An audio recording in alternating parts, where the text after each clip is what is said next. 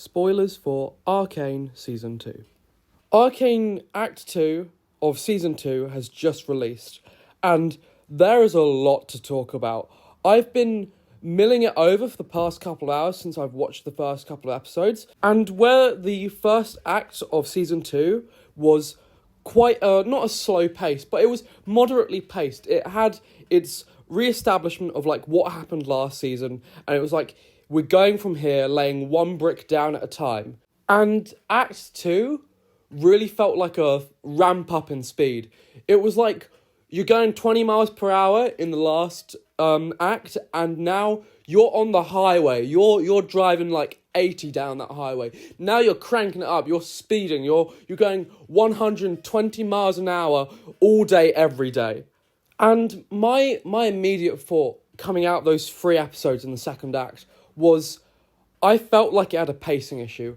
I felt like they could have given this act 1 or 2 more episodes just to let itself breathe, because it feels like it destroys the status quo. Not entirely, but there is so many new, like, things going on. There's so much to talk about, and once again, I'm just gonna warn, saying like there's spoilers and stuff, just if you haven't watched the second act entirely, because the main thing which caught me off guard was the amount of deaths there were. And it baffled me, because it felt really sudden, and it wasn't like they were going for shock value. They had like these meaningful reasons for characters to die, but at the same time, I just had to take a step back and go, wait, they just did that? And it feels like they didn't give some of the character deaths in the show, like, just like an extra 3 or 4 minutes, just to really hammer home how they're dead, and to just do what they've done from like episode 4 to 6 just feels a bit overwhelming. Once again, this is just like my thoughts and opinions, but I know I'm kind of going in like a non-linear sort of, I'm just kind of picking out random details, but I did want to start off with where I had my notes and sort of go from there. So episode 4 starts off with this montage of the Jinxers, or well, people in Zhaun kind of not rebelling, but not taking to this new authoritarian government quite as well as I assume Caitlyn hoped it would. There's now checkpoints and guards at every turn. Zhaun is completely different from the chaotic sort of gang war we saw in the last season. And that's now over, or what I can tell, it's now over, right? And the enforcers are now in charge, and they are ready to wreak havoc on Zhaun. And you can tell this is a time skip just from how much has happened, right? When it comes to the kind of like visuals and audio, they knock it out the park as always. And like just watching that montage, I was like, damn, that it looks good, it sounds good, and it really gets you like in the mood to see what happens next, right? And I'm so happy with that. My main issue is because you can see like all of they're Jinxers, right? And I'm mainly going to be saying the montage, the kind of anarchy is perpetuated by the Jinxers, because Jinx is the embodiment of anarchy within the show. She's constantly kind of this figure of chaos, right? And my problem with the show at the moment is it's now Jinx is this sort of symbol of hope and revolution.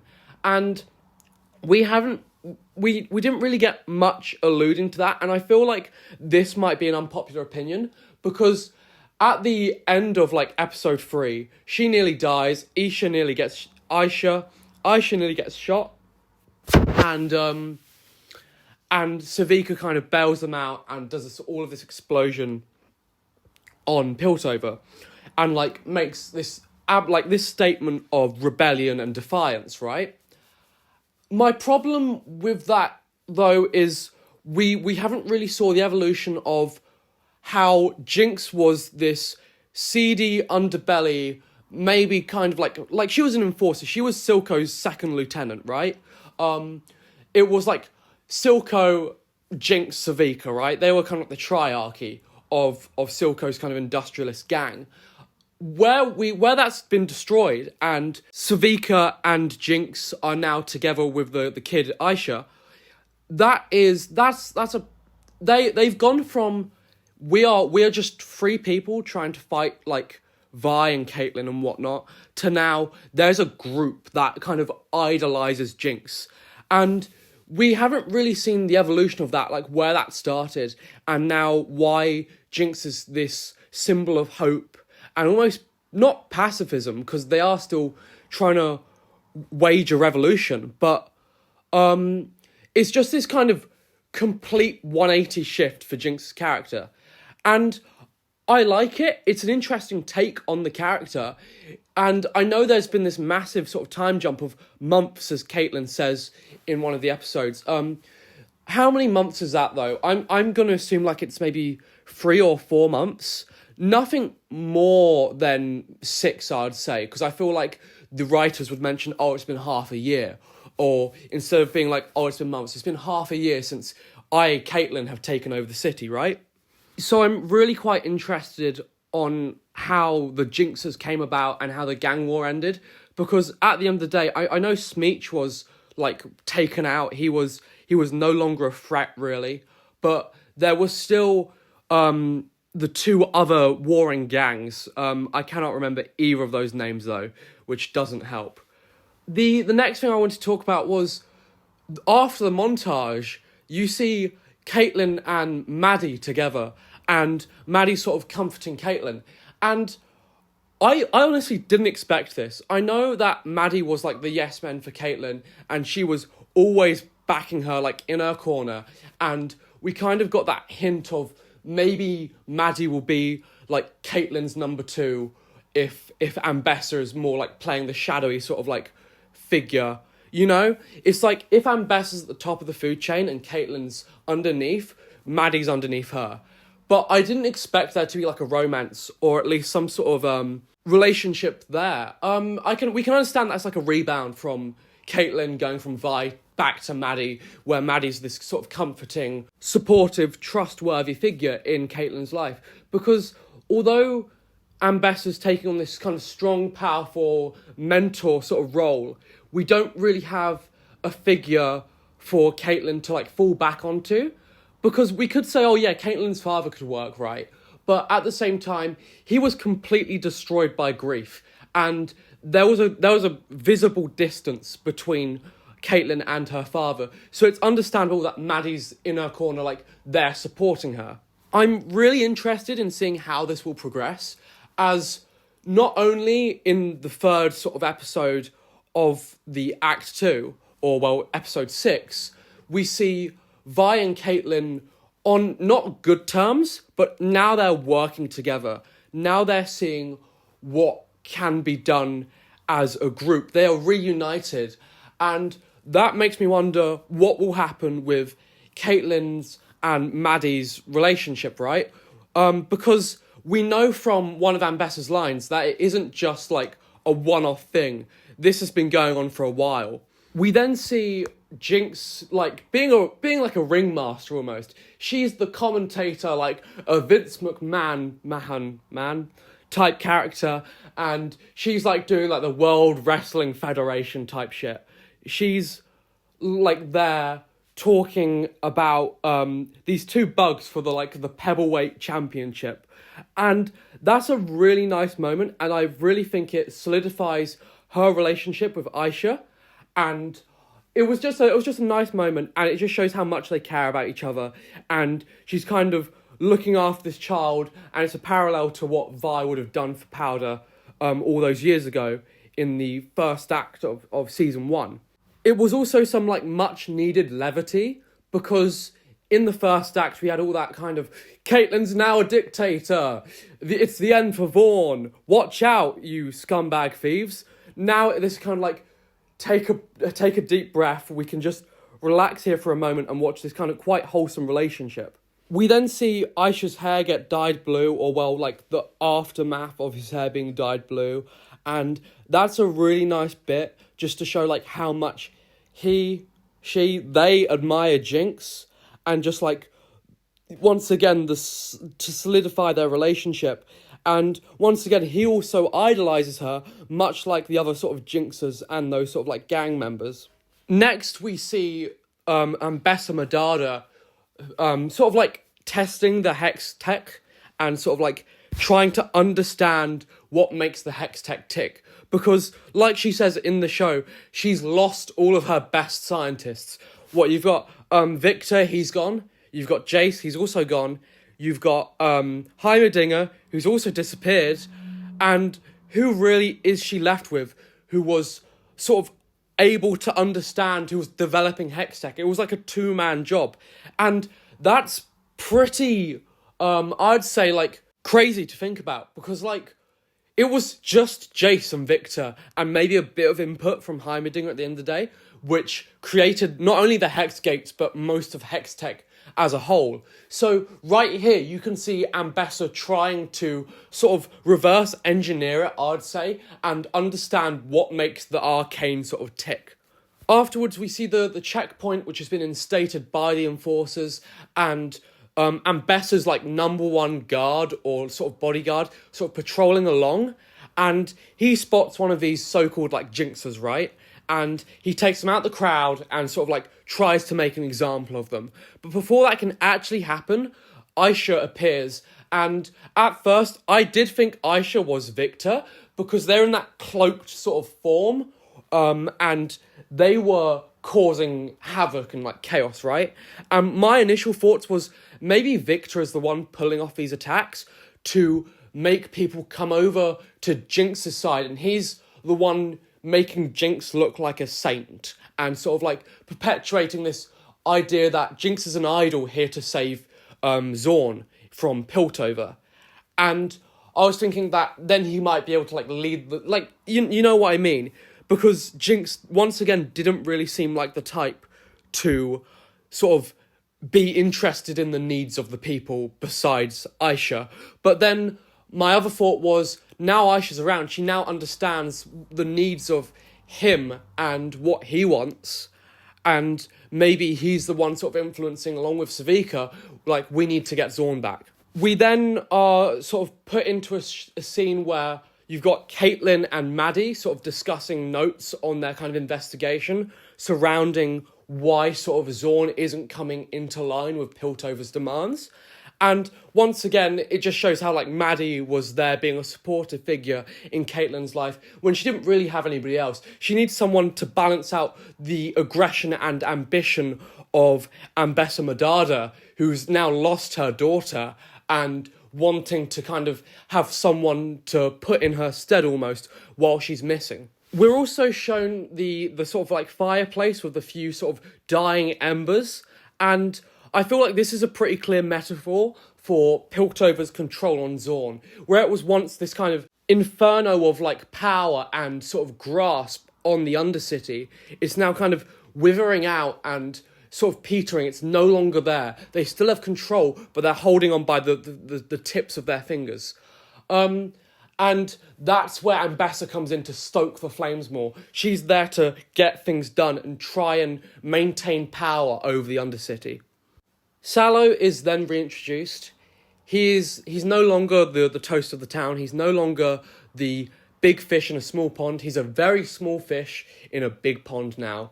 He is depressed, he's broken, and he doesn't know what to do with himself. He's distraught, right? And that's where he then hears of this kind of mysterious healer and is compelled to go to the Undercity. And we'll see more of that in like episode 5 and 6. We then cut back to Savika and Jinx and Aisha, and they're just mainly discussing the sort of like plans of what are you going to do, Jinx? You can't hide in here forever. Like this group that you're supposedly leading needs a figurehead. It needs the voice. And that's where she kind of decides that we're going for this kind of rally and we're going to try and get all the groups of the Undercity together to form this revolution. And she also kind of reprimands Aisha and Jinx on the attack at the checkpoint, as that has drawn a lot of attention to their cause, and she knows that the Enforcers want to crack down on that. Jinx is then sort of consulting what I would assume is like Silco's memory, his ghost, right by his chair and where his office used to be. And this is quite interesting. It just shows that that where she's trying to heal and trying to move on from all the kind of abuse and suffering of her past, she still can't really get away from it. And she's still seeking out the guidance of someone who isn't there for her anymore and wasn't that great of a person to her anyway. I know they had the familial bond, and for the most part, they were semi-decent influences on each other, and they kept the human side to each other, but still, it just shows how tortured Jinx is. And we then cut to, after that, the interrogation scene at Blackwater, and the one Jinxer giving away the position of the rally. And this is intercut with all the different citizens of the Undercity. So we saw like Savika and some of the Firelights. I keep calling them Fireflies, which is really frustrating because like I really like this show, but damn, just get the names right. I'm terrible with names. And we see the one sort of vendor who fed Vi that sort of like tentacly sushi mix, and we get the look at Vanda's statue, and everybody sort of starting to gather around to hear the words at the rally. I do find it really interesting to just see how everybody's kind of put aside their grudges and sort of hatred and animosity towards each other to fight back against the oppressive force which is Piltover here. And we see that via the remnants of Smeech's gang and the other couple of gangs, the Jinxers, the Firelights, which I didn't expect to see. I thought the Firelights would be an antagonistic force towards the Jinxers, as once again, they are two opposite sides of the spectrum here. And that's what's quite interesting, how Savika, who is practically hated by all of them, has managed to unite their hatred and point it towards Piltover. And that's where we see the Noxians start to come in with the Enforcers, who've got that tip-off from the one Jinxer, and try and put a stop to whatever's going on. And it really shows the kind of commitment, because they all know they're probably going to get caught and put into Stillwater. Once again, I cannot tell you if I'm getting these names right, but I'm just going to refer to it as the prison from now on, because yeah, I'm not good with names, and I know I've said that like 8 times, but I just feel like I should emphasise it, because I keep getting comments on some of my videos being like, you didn't get this person's name right, or you didn't get that person's name. I'm like, yep, I know, I'm bad with it. Okay, buddy, calm down. But no, it's valid criticisms at the end of the day. But it's just interesting to see like how they're all sort of rallying together under such oppression and hostility from what would be considered their superiors. Aisha then appears at the top of Vanda's statue with the same brand or like make of flair which Jinx had in season 1. And this is quite interesting because Savika's not the figurehead of this group, right? It's Jinx. Jinx is the person uniting all of these people, and that's who they want to see. And that's the dividing factor here. They aren't there for Savika, they're there for Jinx, because Jinx can get them out of their misery, out of their woes. But you see Aisha appear at the top of the statue with the hair looking sort of similar to Jinx and the Jinxers, with the flair, and that's like, that almost seems like their rallying cry. That is their moment of recognition and their call to action, and that's when they're all kind of putting their fists up in the air, signalling to revolution. And I really did enjoy that moment. That just really goes to show how Aisha has not only affected Jinx, but affected the rest of Zhaun and the Undercity.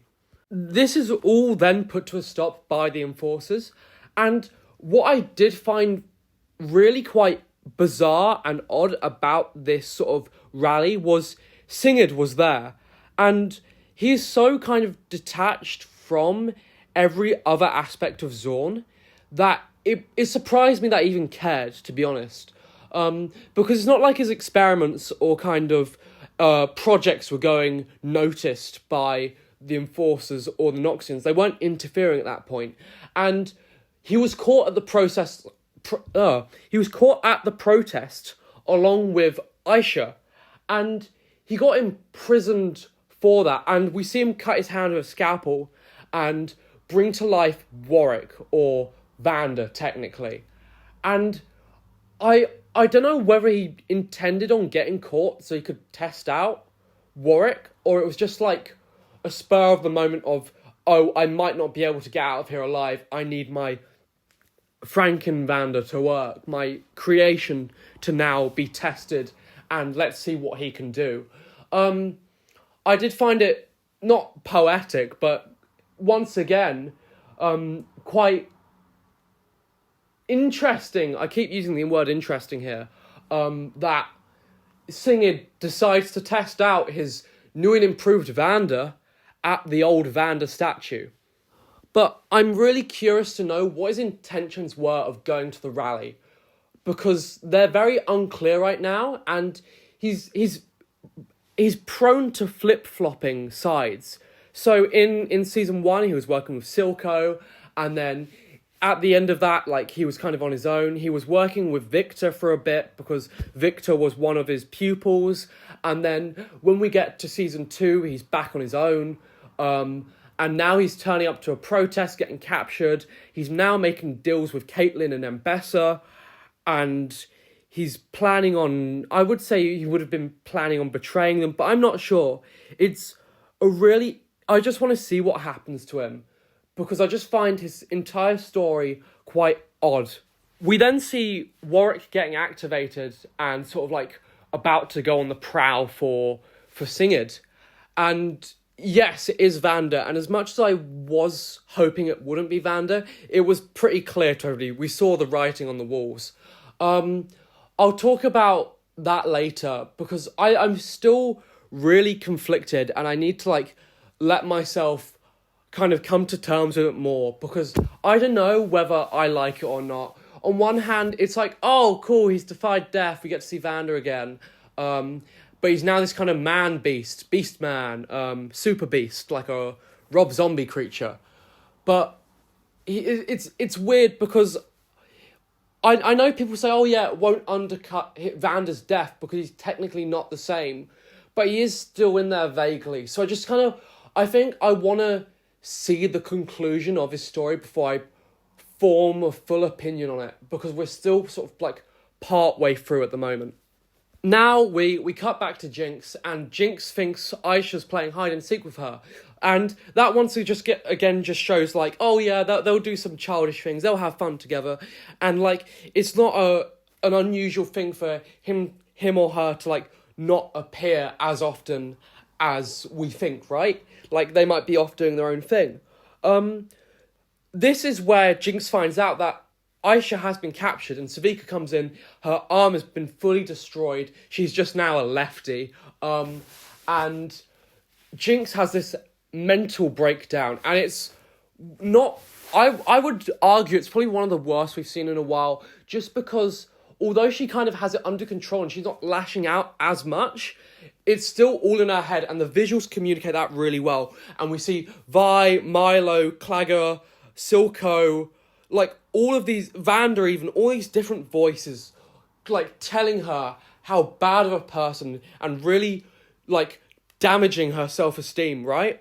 And it just goes to show how much she cares about Aisha. And I know I keep on like hammering that home, but it is really quite true from where it started off as a kind of, you're a convenient asset to me, you're a lookout, and you're right, I like you. You're like me when I was younger, to now I see you like a brother or a sister or a sibling even. And it just shows how relentless Jinx is in wanting to get them back. We then see Jinx and Savika like formulating a plan to break into Stillwater, and we then understand that Jinx has been gone so long that all of our copycats have now taken on the alias of Jinx too, without fully understanding the meaning behind it. And that's where the kind of comedy, a bit more levity happened, with the Enforcer being like, oh, you aren't the real Jinx, you're just a poser. Like they don't really care. They don't even see them as a threat just because of how many of these people there are now. And they're less harsh than the Noxian. They understand that the Jinxes are once again people, if not a sort of second-class citizen, as most of the undercities viewed as. And that's where you can see Jinx get frustrated and, like, Savika take this enforcer down and they infiltrate the prison. I also forgot to mention the bit where Singed is comforting Aisha and, like, telling her we're all going to be out of here soon. But really, what Singed is doing is just saying, oh, you know, I'm unleashing my bloodthirsty monster. I've created Frankenstein and he's coming straight here and he's going to destroy everything. So it's like, what kind of freedom what are they breaking out of? Like, oh, we're going to be free. Yeah, free from our own lives. They're all going to be dead by the end of this attack, right? So, I mean, once again, I don't think, like, Singed knows what he's unleashing, right? But he's not sane at all. He doesn't seem like he actually knows the full capabilities of his own beast. I'll once again refer back to the sort of story of Frankenstein, right? The doctor, Frankenstein himself, created Frankenstein's monster, and he unleashes it onto the world. And Frankenstein runs into the forest, and he interrupts this like house, and he's eating all this food of like random strangers. He's running around, and then he finds out Frankenstein himself has a nephew, and ends up killing Frankenstein's nephew, and coming back and being like, you made me this way, you turned me into this absolute grotesque freak show, why did you do this to me? I am alone in the world. And honestly, I could see that happening in Act 3. I don't know though, because Warwick could end up dying in Act 3.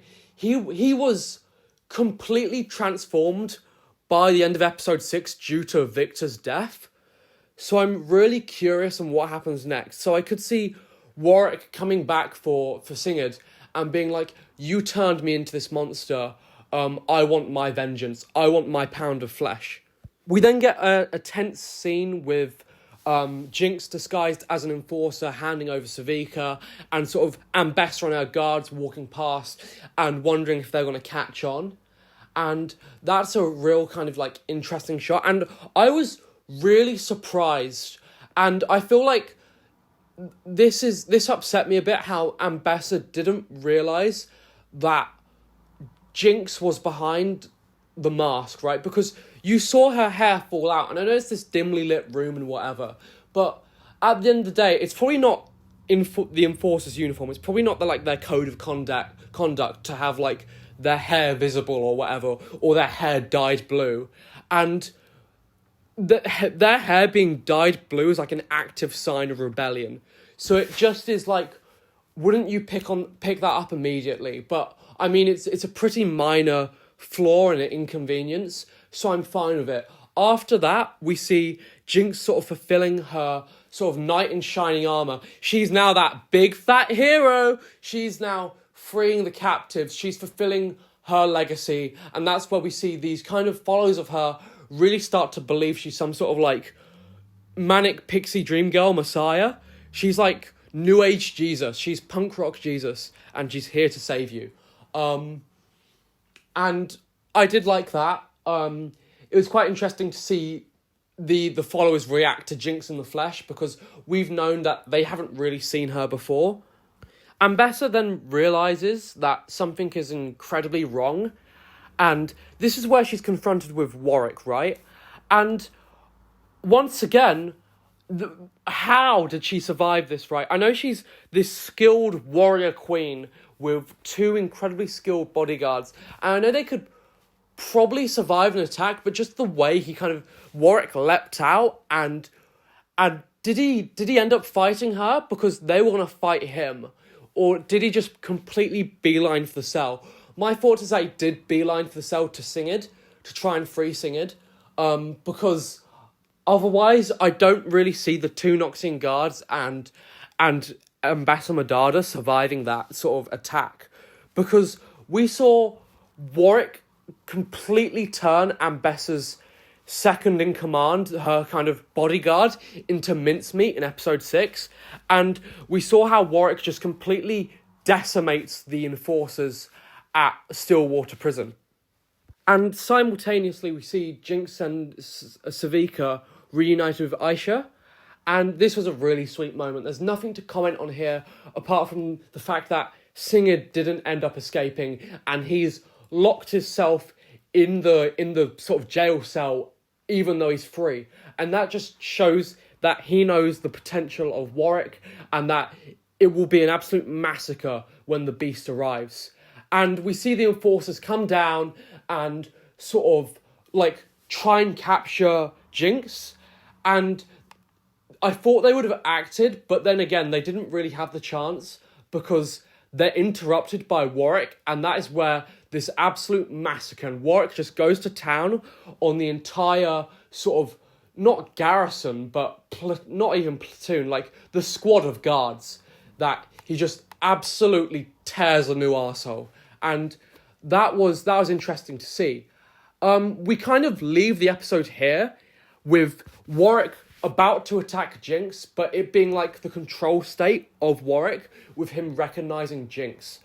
And this was what I was conflicted on, because Warwick is not Vander and Vander's not Warwick, but it's a mash, it's a mishmash, and I don't know whether I like that or not, because they technically haven't brought Vander back from the dead, but it is still Vander. But I did find it quite nice how it was like, oh, they recognise Powder, and that's the control state. Even if I did think that bloodlust would have probably ended up killing her. But no, I can understand that the hostilities would have died down, which was nice to see in the end. And it just kind of left off on there. And it was a good first episode. I was really happy and excited to watch this. I enjoyed it, and I've loved sharing my thoughts on it. I don't know, I just felt, it needed a bit more breathing room. Not this episode specifically, more episode 6 and 5, I would say. This one was paced quite well, and it was a good reintroduction from the time skip. If you've made it this far into the video, thank you for watching, because this is going to be like half an hour long of just my thoughts on episode 1. I thought I could maybe do half an hour on all 3 episodes, but there's just so much to say and sort of look over and kind of give you my thoughts on. And I know I'm just a random person on the internet, but if you did like this, feel free to subscribe. I'd love to hear your feedback. Hopefully it's not as long as mine, because this was an absolute nightmare to get out of me. I only need to rest my vocal cords for a bit, because this has taken me over an hour to record, and now it's pretty like long-winded, and it's sort of like my sort of generalized non-scripted thoughts. But once again, I'm kind of retaking this and trying to find the footage. This video is not going to be edited as well, as you could probably tell. It's just got background footage of Madness Returns in the background. Mostly because I did a video on Caitlyn and the Act 2 analysis video with a sneak peek. And I know it's the most minimal like bare bones editing on top of my sort of unhinged ramblings. But the thing is that even drawing the little characters and kind of making a nice looking slideshow, which isn't even that good, it's quite crude at the end of the day, still takes a lot of effort to do.